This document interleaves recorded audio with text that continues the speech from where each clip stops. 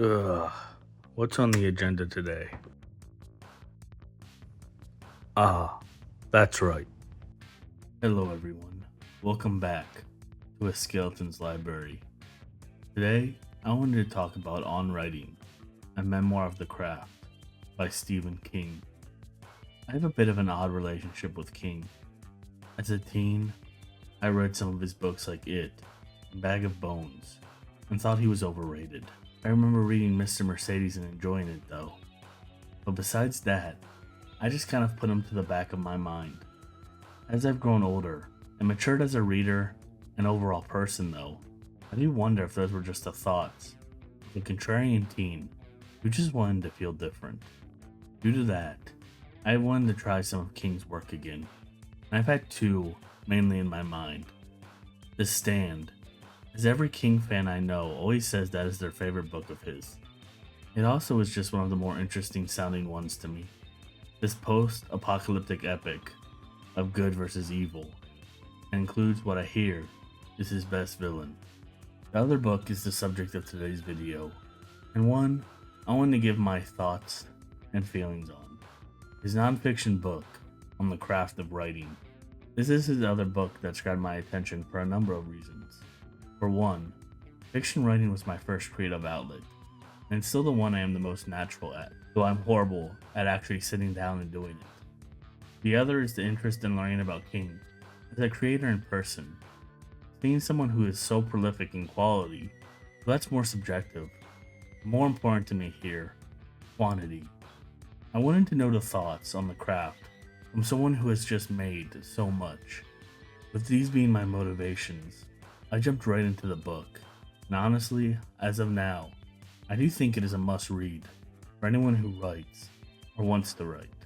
I don't think this is a particularly inspirational book, at least for me. It didn't really make me want to get up there and write something. To me, it was something far more important as a writer, especially in the long run. It is a book that reinforces. There are no cheat codes or super technical stuff related to the craft in here, really. In fact, it surprised me just how much pure King is in terms of art. Obviously, he really cares about the more technical stuff like story and sentence structure, the use of adverbs, and so on. So much of this book is about instinct, of going with the flow, and just uncovering the story we're making naturally, not forcing things and letting them grow. This all just really reinforced me because I'm very much an instinctual creator, rather than a super technical and planned out one. Stories pop up in my head, and I go with the flow, trying to fit the pieces together naturally. I do very minimal planning and outlines, usually having general plot points for chapters and the overall story that have popped up here and there in my head. Being this kind of writer, King being one of the most prolific authors, also sharing so many of these ideas or giving forms to ones I unknowingly had, just made me feel so much more secure about myself. I think even if you are a super technical writer, it would do well to read this book. It is just so clear how much King respects writing and storytelling. I have no doubt you will find something to grasp onto if you are in any way passionate about the craft. I really enjoyed the way King formatted this book, starting with a bunch of stories from his life. Showing the readers how the writer was born was such a good way in making you connect with him, making it really feel like this conversation between him and the reader, which is exactly what he wants.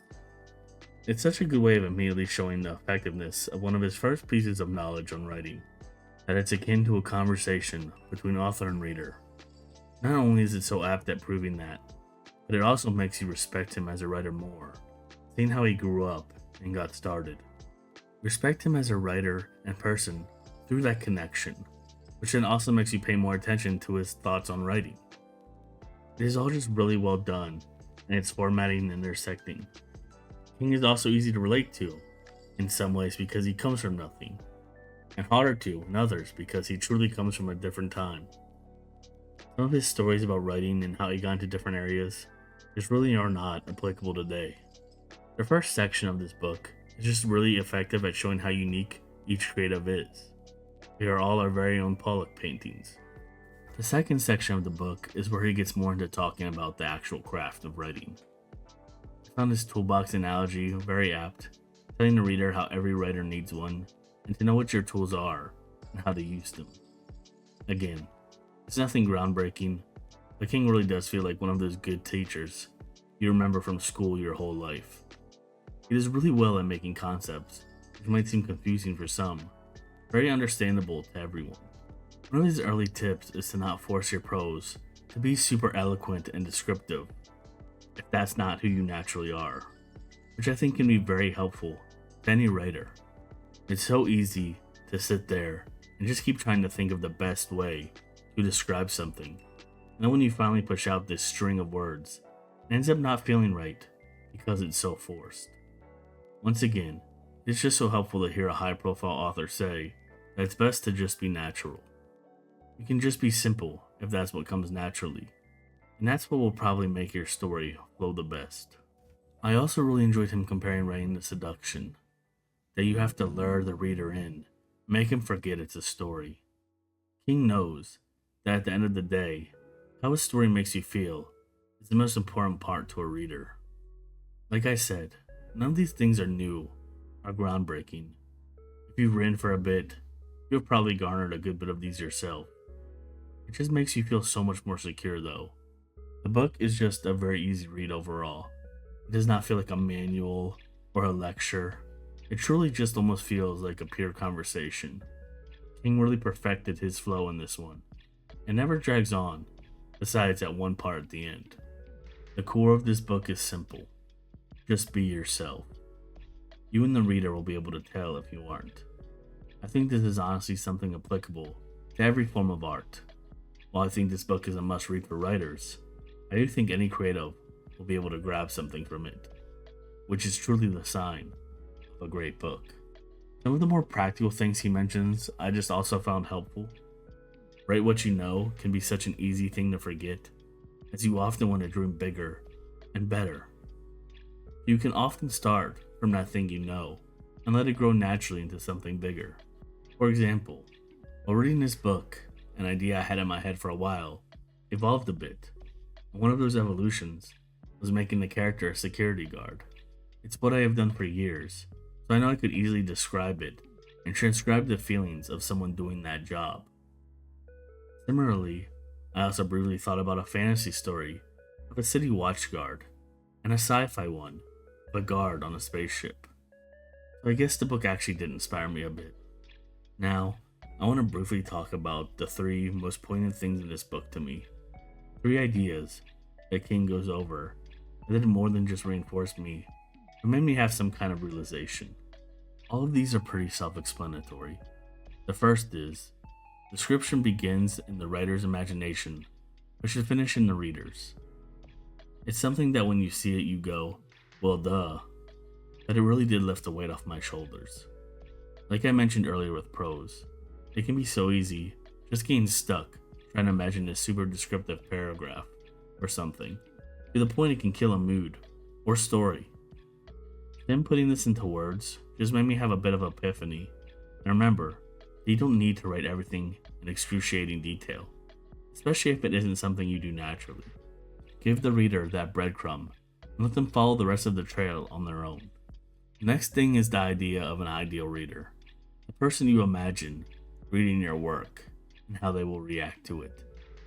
This was probably the newest concept to me. I've always kind of just written for myself.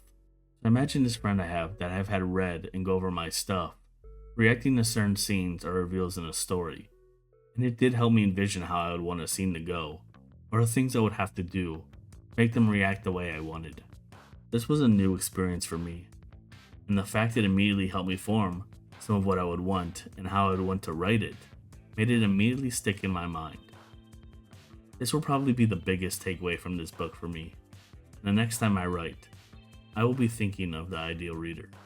The last thing is something King mentions getting from someone else that always stuck with him. Second draft equal first draft minus 10%. From a more technical aspect, this really stuck with me, as I have pretty much always hated editing. Going over my work and deciding what to cut is always a bore to me, and I really try to do it mostly as I go along. Having this basic little formula written up though has given me a much better idea generally how much to skim from a story. Is it going to be that much every time? Of course not. And King says this himself. I think keeping this formula in mind can really help though, especially for someone like me who struggles with editing.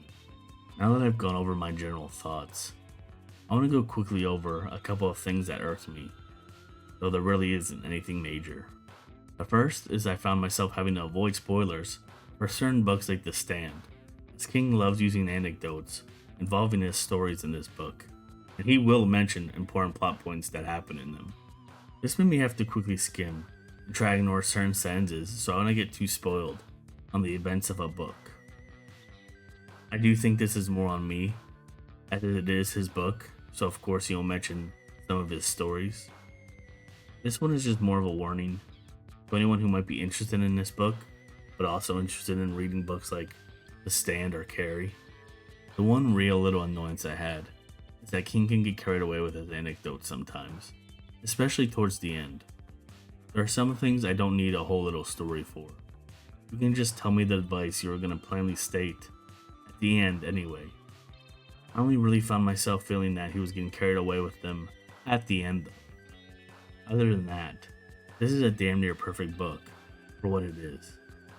We all have our outlets and different ways to escape reality, whether it's just reading or something like painting or making YouTube videos.